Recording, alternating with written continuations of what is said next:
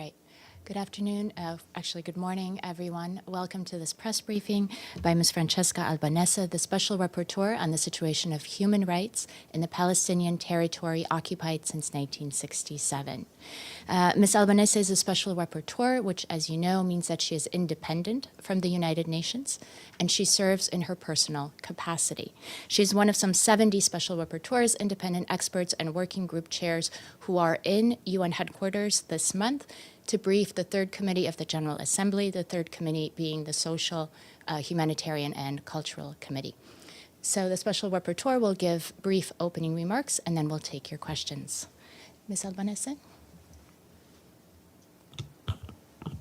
Thank you, and good morning, everyone. I start this press conference as the situation continues to tragically deteriorate across the occupied Palestinian territory. In the midst of the most tragic events that befell the Palestinian people since 1947-49 and 1967, yesterday was one of the deadliest days in the history of the plight of the Palestinian people. But I also acknowledge how difficult and how tragic have been the events that have hit the Israeli people and many who feel very close to them as of the 7th of October. As a child from Rafah just told me this morning, last night was the worst night of my life, as hundreds were killed in the area where she lives. I echo the strong words of condemnation by the UN Secretary General against the heinous acts by Palestinian armed groups and anyone who partook in the killing and brutalization of Israeli civilians on the 7th of October. And in the same breath, I condemn the violence sustained by rage and fury that Israel has unleashed against the entire people of Gaza. They are all being punished for what Hamas and probably others have done, and this is unlawful. The unrelenting bombardment of Gaza by Israeli forces have killed already an estimate of 5,700 people, 40% of whom are children. Do we realize what is going on? 15,000 are seriously injured. 1.6 million people are displaced. There is no water, no food, no electricity, no medicines. The trauma and destruction is unspeakable, and the inferno that the Gaza people are in right now is a stain on all of us, on all UN member states, especially those who have the power to stop it and do not do it. Hamas militants' indiscriminate attacks against civilians in Israel, killing 1,400 and injuring many more, and the taking of hostages, these are war crimes and must be accounted for. And so is Israeli killing of over 5,700 people amidst an intensified siege of Gaza, depriving the population of life-sustaining supplies. This has become a tool of war, exposing the population to inescapable risks of death. These are also war crimes and might amount to crimes against humanity, because this is what international starvation is in international humanitarian law. These crimes also have to be accounted for. Nothing can justify the deliberate toll inflicted on civilians, both Israelis and Palestinians, that we have been witnessing. And considering the abyss we are descending into, and we might still have the power to save ourselves and to save the Palestinians and Israelis from, it is imperative to comprehend how we got to October 7 and the horrors that unfolded since then. As the United Nations Secretary General said yesterday, the 7th of October did not happen in a vacuum, but in the context of 56 years of suffocating occupation Israel has imposed on the Palestinian people. This occupation is unlawful under international law because it has served as a vehicle to violate international law, because the building of colonies, confiscating land, and brutalizing the Palestinian population is a war crime in and of itself. The current reality epitomizes the international community. The current reality epitomizes the epic failure of the international community to promote peace and security for both Israelis and Palestinians, premised upon international law, the end of Israel's 56-year-old occupation and the realization of Palestinian self-determination and freedom. The report I presented yesterday to the General Assembly contains elements of to understand what led to the current crisis. Nothing of this should be, of course, read as condoning or justifying the murderous acts against Israeli civilians. My report focused on the impact of Israeli settler colonial occupation on generations of children in the occupied Palestinian territory and what remains of their right to live in safety and dignity beyond mere survival. I've looked at the figures of the Palestinian children killed, injured, maimed, orphaned, made homeless, deprived of school and any opportunity to enjoy life amidst violence, constant indignities and humiliation. And I've described this experience as unchilding. The expression is not mine, comes from a scholar, Nadira Shahub-Kevorkian, who has described unchilding as that experience of depriving the child of the lightness of childhood, burdening the children with the responsibilities that no child should bear, responsibilities and pain. Palestinian children's lives are punctuated by eruptive and structural violence in segregated spaces and hostility-stricken communities. The family's livelihood, access to employment, healthcare, opportunities for leisure, future prospects and mobility are all controlled, restricted, and often negated by the Israeli occupation. Palestinian children are aware of the challenges they face as Palestinians, and they ask, why it's so? Are we less human? Are we less worthy? And we need to remember a statement by an Israeli occupation lieutenant who asserted last May that the number of Palestinian children incidentally killed during operations aimed at eliminating terrorists is irrelevant. Portraying Palestinian children and their parents as terrorists and human shields is very frequent in Israeli rhetoric. But this is only used to justify the indiscriminate killing, and it's extremely dehumanizing. And unfortunately, it's being amplified in Western discourse. Do I still have a few minutes? Lethal attacks on Palestinians by Israeli soldiers and armed settlers in the West Bank and East Jerusalem, and the methodical military assaults against Gaza epitomize the daily hardship endured by generations of Palestinian children. From 2008, when the United Nations started to consolidate the figures, 1,534 Palestinian children had been killed. This is before the 7th of October, with 32,175 injured at the hands primarily of Israeli occupation forces. Of these, 1,025 were killed in Gaza alone since 2007.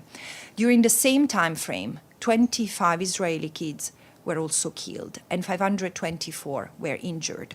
On average, 600 Palestinian children are reported to be detained by Israeli occupation forces each year. 13,000 Palestinian children have been arrested, interrogated, and brutally detained since 2000, with mistreated, often amounting to torture being one feature of their carceral experience. When Palestinian children are not killed, maimed, or detained, they bear witness to the confiscation of family land, expropriation of resources, discriminatory distribution of land and water to the advantage of Israeli settlers, the fragmentation of their communities and families, the destruction of their homes and life-saving infrastructure, and attacks on their education, including the manipulation of the school curricula to wash away their culture and history. The continuous exposure to this violence, to death, to racial discrimination results in high level of psychological, physical distress, which impedes their full and healthy development.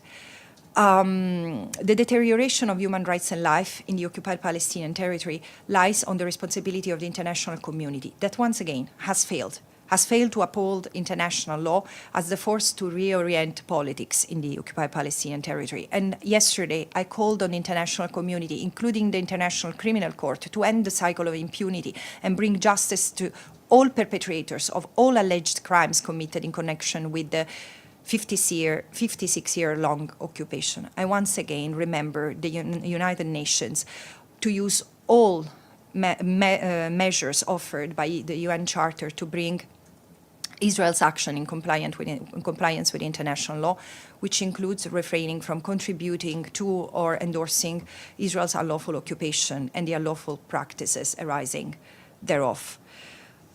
And I conclude my remarks here. Happy to receive your comments and questions. Thank you very much, Special Rapporteur. Are there any questions? Gentleman, Thank you. if you could introduce yourself, please. Absolutely. I'm Mike Wagenheim. I'm with I-24 News in Israel. Both you and the Secretary General have listed events that have led us up to October 7th and beyond. Obviously, the Palestinians have rejected multiple peace offers extended by both Israel and the international community and have followed several of those rejections with violence and intifadas. I'm trying to understand from your position, should that not be taken into account when you look at the broader aspects of what led up to October 7th? And a second question to follow up on that. There is a obviously humanitarian crisis in Gaza right now. No water, no electricity, as you mentioned, no fuel. Hamas seems to have plenty of it, and Hamas is still firing rockets at record amounts into Israel.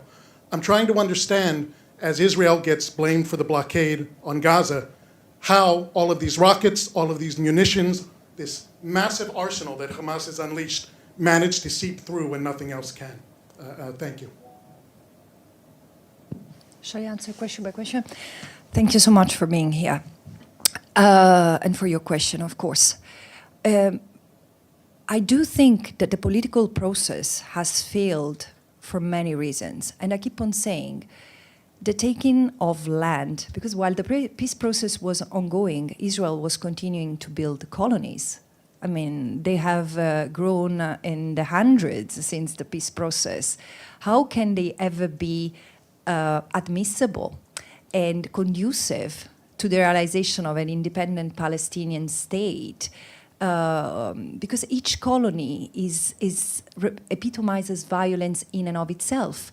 So I've heard this argument over and over, and I have really very little to comment on the political process itself. But I have always said the freedom of anyone should be a precondition for negotiation. And the continuous violation that Israel has been allowed to live with, and again, the construction of the colonies is the most prominent for me. It has gone on and on for decades, including while Israel and the Palestinians were negotiating. So I understand that you seem to put the blame on the Palestinians for having refused to accept the situation, but how can a peace process be even considered credible when there is no basic respect for human life and the possibility to live as a collective in a given territory? And again, for me, the colonization of the occupied territory is the most striking example, which is of apocalyptic dimensions in Jerusalem. Jerusalem has been at the heart of the disagreements for the conclusion of the peace negotiation, because I understand that Israel's attachment to Jerusalem, but there is also Palestinians' attachment. And I say, so can we resolve this in accordance with international law as a balancing act? And so I think that this is the main obstacle. Considering the humanitarian situation in Gaza, I have no idea of how Hamas and other armed groups managed to build and to have that capacity. But this is why, shouldn't a ceasefire be declared immediately to stop all this? Because I understand pursuing a legitimate goal could be to ensure Israel's security, could be dismantling the military capacity of Hamas. But what Israel is doing is not that. What Israel is doing is punishing an entire Palestinian population for what Hamas has done. This is not self-defense, surely not under international law. And again, the humanitarian aid that I'm desperately invoking for would be supervised by the United Nations. Why can't the multilateral system have a role to play in this situation? So I'm not challenging what you are saying. I'm just saying that an entire population is paying for what Hamas has done. And by the way, just a few months ago, Israeli leaders were reported saying that Hamas was an asset to Israel. just a few months ago. Hamas was an asset while the Palestinian Authority was a liability. And why so? Because the Palestinian Authority is seen as the only credible actor that the international community would rely upon for the resumption of the peace process. So I wonder, what does it mean that Hamas is an asset? Was it an asset 2 months ago? How has it changed as of the 7th of October? I don't know if that question is directed toward me. I can't speak for Israeli government officials, but I would challenge you on something you said. You have investigated deeply the situation in the Palestinian-controlled territories and Israel, deeply, for years now. Are you telling me you've never had any curiosity as to how Hamas procures and manufactures its weaponry? No? You said, I have no idea. That's never been looked into by you? No, but frankly, I've never looked into how the military industry of Israel operates either. So I have a very people-centered approach, and so I look at how the situation affects human beings. So, yeah, I take your question, and I take your suggestion, and definitely this is something that it's worth investigating. And now, as you know, there is a commission of inquiry who's investigating, and I really hope, in the interest of the Israeli people, especially those who have been so fiercely affected physically and morally by the events of the 7th of October. I truly hope that the Israeli government will cooperate with the Commission of Inquiry, because so many people in Israel are asking us, human rights actors, to be close to them in this critical moment, including the Commission of Inquiry. So they have the capacity to do so. And I agree. This is absolutely necessary. I'm not saying no. I would love to have a more extended conversation, but I don't want to take away time from my fellow journalists. We can certainly take it offline. Thank you, sir. Are there any other questions? Ephraim? Thank you so much, Francesca. I know that special rapporteurs have to present their reports to member states, if I'm not mistaken, the member state involved, and receive comments before they present to the General Assembly. Is that correct? Have you had interaction with the Israeli government about your report? And what has been the reaction on it so far? Well, the Israeli government doesn't recognize this mandate, and therefore it has never, as far as I know, it has never provided comments on any reports produced by special rapporteurs. But I have to say, until 2007, there was a different engagement by Israeli authorities, because at least until 2007, special rapporteurs were allowed into the country. In 2007, a special rapporteur was arrested, which is incredible because it was a clear violation of UN privileges and immunities. And so he was detained at the airport for over a day or two and then deported, basically. No, there has been no, I mean, I've tried to establish contact with the Israeli government and it has not happened. On the other hand, I have many contacts with various groups, not just the usual suspects they could be for some like human rights organizations, but also Israeli individuals. So and this is very helpful for me because it really allows me in a very polarized, in a very, very tense situation, it allows me to understand how Israelis perceive it, and trust me, it's not obvious. Can you please talk a little more on the Israelis you talk to and what their views on all these things are from their point of view?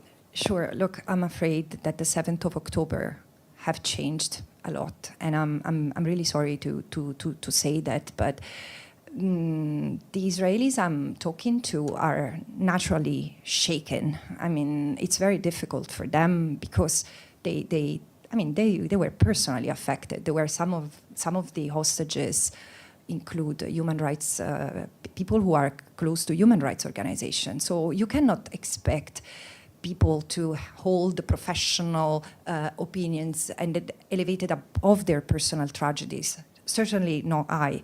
But at the same time, I recognized that many of them are making a huge effort in trying not to justify at all. And they condemn fiercely, of course, what Hamas has done, but at the same time, they bring us back to the context. Many of them, and they are very courageous, because I also understand that there is a lot of pressure on everyone right now. There are Palestinians. I do not have the capacity, as you know, I do not have the mandate to investigate what happens inside Israel. But I do hear the call of those who are exposed to violence that is being unleashed, including against Israeli citizens, Palestinians with Israeli citizenship have been threatened, and also Israelis who have dared standing in solidarity with them. So the situation is very, very tense. It was tense before the 7th of October, and I'm really like anyone involved in this. I don't like calling it conflict, but anyone involved in this critical situation with Israel and the Palestinians. I do see how these two people could live together. I do. Now it's more difficult, but after all what's happening, I really cannot imagine how the people will recover. And this is why I think that it's absolutely imperative that the international community, instead of acting in warmongering, engaging in warmongering, could stay even-handed and act with wisdom to support both the Palestinians and the Israelis in this critical situation. It's okay. One more. Ephraim, I'm sorry. Does anyone have? I don't want to monopolize either. One accusation against you, and it has come up in this room very often during the noon briefings. You've been accused of being anti-Semitic because of your views on this issue. How would you respond to that accusation?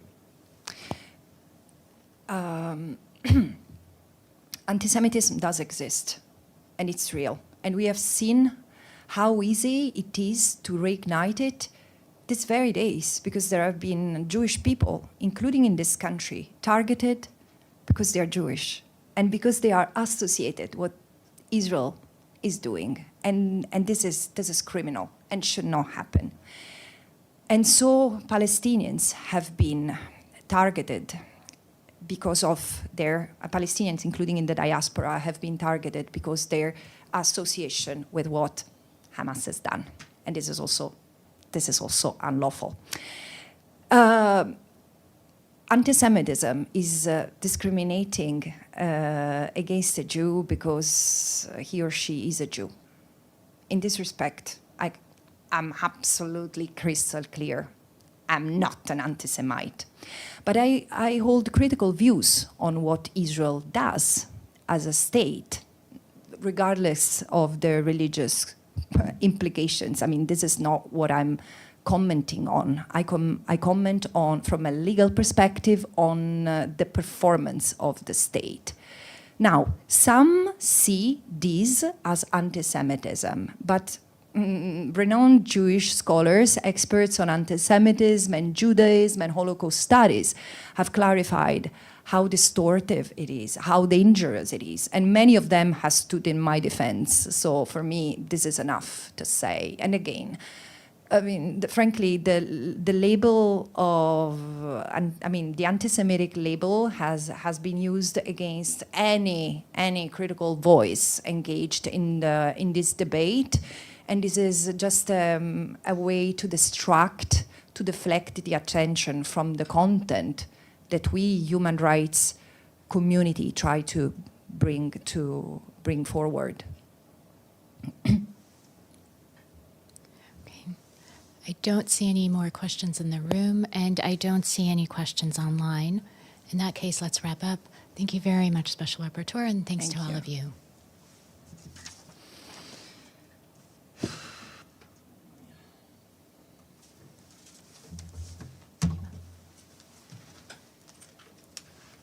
I would like to have studied botanics instead of international.